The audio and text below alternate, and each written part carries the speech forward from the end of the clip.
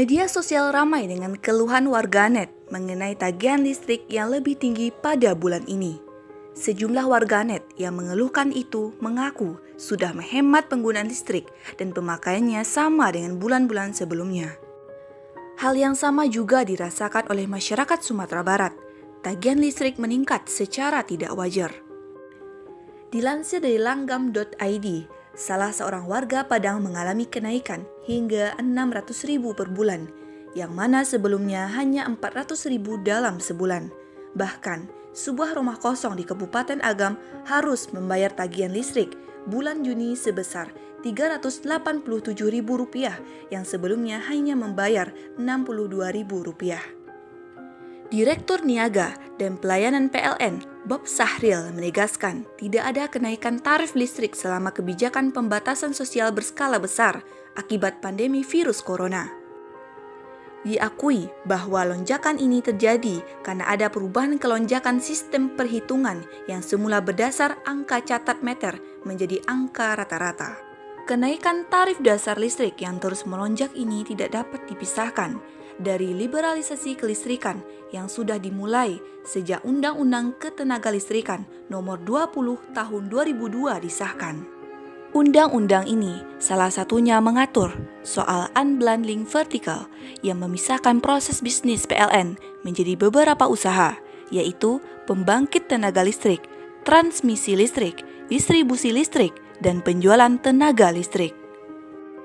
Unbundling vertikal inilah yang diduga akan bermuara pada liberalisasi listrik dikarenakan undang-undang ini juga mengatur pembukaan ruang luas bagi kepentingan swasta. Sementara, di saat yang sama, pihak pemerintah yang diwakili PT PLN sebagai BUMN seharusnya bertanggung jawab atas penyediaan listrik di Indonesia. Justru hanya bertindak sebagai regulator dan mencari keuntungan saja. Indonesia yang mayoritas penduduknya beragama Islam ternyata belum mengenal bahwa Islam memiliki solusi atas masalah ini. Islam diturunkan oleh Allah Subhanahu wa Ta'ala ternyata tidak hanya mengatur perkara ibadah saja, melainkan mengatur segala aspek kehidupan, termasuk aspek kelistrikan. Dalam Islam, listrik merupakan kepentingan umum. Listrik digunakan sebagai bahan bakar yang dapat dikategorikan sebagai api atau energi. Sebagaimana sabda Rasulullah SAW, kaum muslim berserikat terhadap 3 hal: padang rumput, air, dan api atau energi.